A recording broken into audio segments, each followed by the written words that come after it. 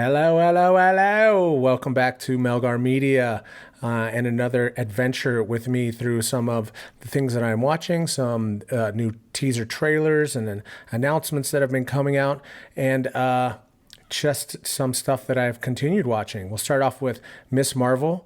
I can say right out the gate, I am not super excited about this. The teaser trailer or the first trailer is out.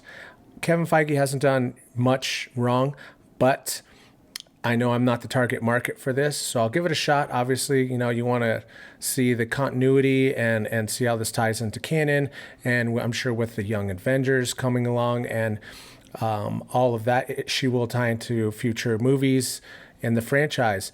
This is Iman Vellani. I hope I said that correctly. I'm terrible with names, so I butcher them all the time on the show. No offense to anyone. But she will be playing Kamala Khan as Mrs. Marvel, young little high school girl going through her teen years. And it kind of reminds me of Stargirl, which I think looks better than this. And that started off on CW. So don't have high hopes for it. But again, I'll give it a watch. It just does not seem that exciting. We'll move right along because I don't want to say anything negative about any properties that I haven't given a chance yet. So, well, I think the next thing we'll talk about is Adam's Project, the Adams Project with your man Ryan Reynolds out there doing it again. He plays a lot of the same role, I feel like, in everything that he does. I mean, I feel like once he hit Deadpool, he was kind of like, this is my bread and butter. Even though he was doing it before in Blade, Trinity, and everything, he's a sarcastic guy. I have to say, in this movie that's on Netflix, I mean, it fit. It was perfect, and I thought the movie was great, super entertaining. It's a light, fun watch. The effects are great. The storyline is heartfelt. I mean, I choked up a little bit here and there. There's definitely some good time traveling fun for everyone on that one. So go out and give that a watch. I gave it a solid 6.57, and I think IMDb gave it like a 6.8. But yeah, I mean, for the guy's pumping out movies left and right. So, I mean, he's working tough out there. So I'm sure it's got to be hard to go from like Free Guy and all those films that he just did and change it up so much. So, but I liked it. Give it a go. I think it is definitely worth the watch. The next one that I had up was Drive to Survive. I was never really into Formula One. And I have to say, I started watching it. A lot of my friends are, and I had no clue what they were talking about because being from down south, you saw a lot of, race car driving down there is totally different. And I was really not into that whole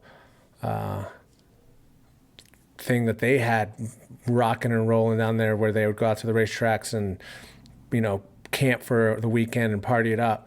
But this is some really classy stuff, and Netflix did a really good job of capturing the essence of the intensity of Formula One racing, as well as each driver and their back stories, and they really turn them into characters and their whole team. Like it is very fun to watch and quickly addicting.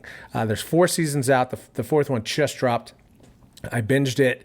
Like I said, it gets you on the edge of your seat. You want to see the next episode.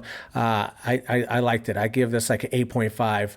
And yeah, even if you're not into car racing and left turns and all that, this is worth the watch, man. I gotta say, it definitely got my interest really quickly, and I will be following it now. It's something I added to my repertoire of things that I want to watch. I believe Sunday is the first race in Bahrain, so if you're into racing, obviously you've already seen it. If not, give it a watch. It's entertaining. But yeah, I mean, there's not a lot of stuff that I've been catching up. I've still been watching the series on HBO Max, Raised by Wolves, season 2, and I mean, it just feels like vintage Ridley Scott, even though he doesn't have everything to do with it, you can feel his stamp on it. And I've talked about it a few times in recent episodes.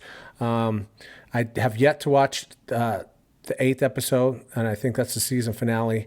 It came out last night. I should have watched it before I got on here.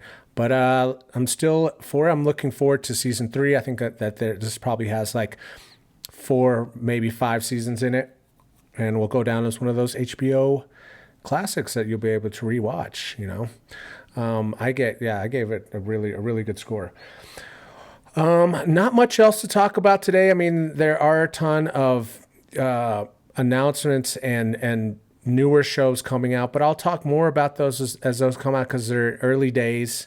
And let's see what's a few more. I mean, there's that new series coming out. It looks like a variety series of some sort, maybe by Michael Myers, called the Pentaverate.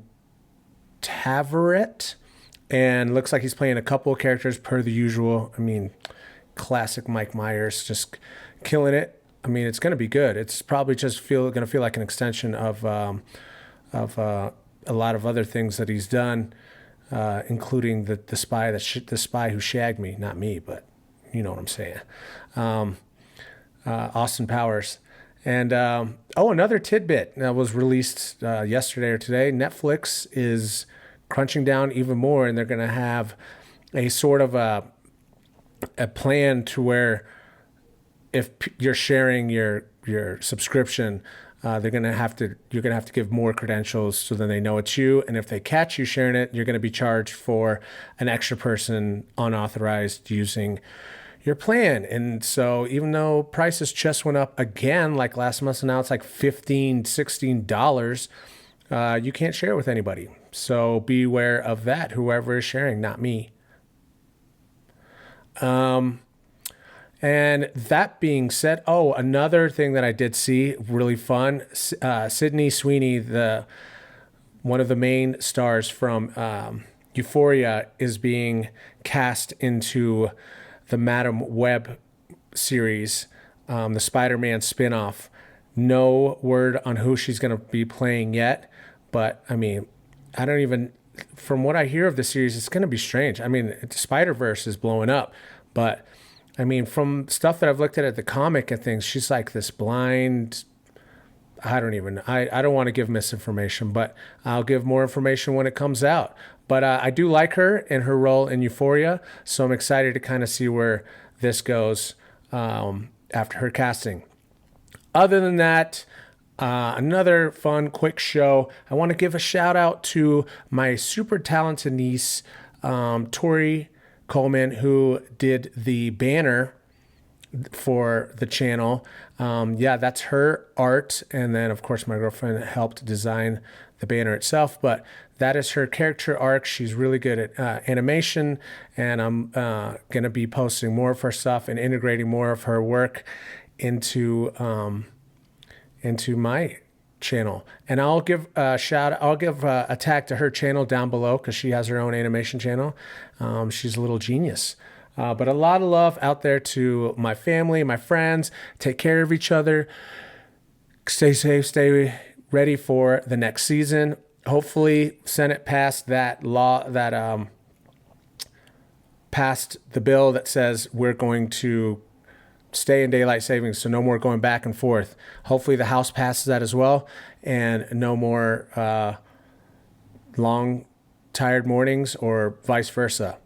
Anyway, much love, be safe, and don't forget to like, share, and subscribe below or wherever the buttons are. So like, share, subscribe, so I can quit my 8 to 5. Like, share, subscribe, so I can quit my 8 to 5.